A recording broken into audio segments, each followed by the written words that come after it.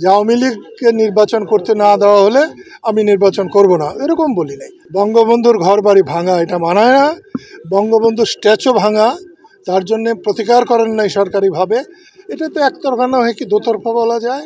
যদি আগের থেকেই পরিকল্পনা করে রাখা হয়, নিজেদের ইচ্ছে মতো কোনো ফলাফল বের করবেন, তাহলে প্রচুর ঝুঁকি আছে। কিন্তু যেভাবে পত্রিকা এসেছে আমি ওইভাবেই বলি নাই যে আওয়ামী লীগকে নির্বাচন করতে না দেওয়া হলে আমি নির্বাচন করব না, এরকম বলি নাই। আমি বলেছি দেশের সংখ্যাগুরু ভোটার যদি ভোটে অংশগ্রহণ করতে না পারে তাহলে সেই ভোটে আমরা যাব না। আজকে প্রায় 15 মাস সরকার, অন্তর্বর্তীকালীন সরকার দেশ সম্পর্কে কথা বলতে একবারের জন্য আমাদেরকে ডাকে নাই। কালকে চিঠি পেলাম, একবার ভেবেছিলাম যে সরকারের ডাক এসেছে, এটা পরে চিঠি দেখলাম যে না, সরকার না, নির্বাচন কমিশন ডেকেছেন। সরকার ডাকলে যেতাম না, নির্বাচন কমিশন ডেকেছে, তাদেরকে এই কথাগুলো ওখানে গিয়ে বলে আসব।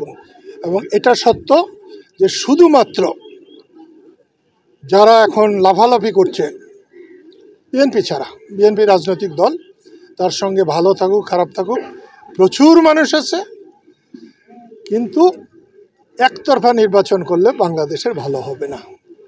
সামনে নির্বাচনটা চাই সকল মানুষের অংশগ্রহণে, এবং মানুষ যাতে সুস্থভাবে ভোট দিতে পারে, যে কোনো ভোটার যেন বলতে পারে আমি ভোট দিয়েছি। স্কিন শুষ্ক রুক্ষ হয়ে যাবে বলে কি বাইরে যাবে না? জাস্ট 1 2 3 4 করো, স্কিনটাকে রিভাইভ করো। সিনসিয়ারলি কাজ করলে কোনো কিছুতেই ঝুঁকি নাই, কিন্তু যদি আগের থেকেই পরিকল্পনা করে রাখা হয়, নিজেদের ইচ্ছে মতো কোনো ফলাফল বের করবেন, তাহলে প্রচুর ঝুঁকি আছে, এবং সে ঝুঁকি নিয়ে এরা টিকতে পারবে না। সমস্ত সময়ই একপাক্ষিকভাবেই কাজ করেছে। 2-3 মাস না হয় মেনে নেওয়া যায়, কিন্তু তারপর যারা করছে সেটা সম্পূর্ণ একপাক্ষিক। জয় বাংলা স্লোগান দেওয়ার জন্য কাউকে গ্রেপ্তার করাটা মানায় না, বঙ্গবন্ধুর ঘর বাড়ি ভাঙা এটা মানায় না, বঙ্গবন্ধুর স্ট্যাচু ভাঙা তার জন্য প্রতিকার করেন নাই সরকারিভাবে, এটা তো একতরফা না হয়ে কি দোতরফা বলা যায়? সরকার একতরফাভাবেই কাজ করে চলছেন, এবং আমি একটু আগে বক্তব্যে বলেছি যে শেখ হাসিনাকে ধন্যবাদ, এই জন্য ধন্যবাদ যে তিনি আমাদের আগে অধ্যাপক ইউনূসকে চিনেছেন, আমরা অধ্যাপক ইউনূসকে চিনতে পারি নাই, আমরা অনেক পরে চিনলাম। আমি অধ্যাপক ইউনূসের জন্যে যথেষ্ট পরিশ্রম করেছি।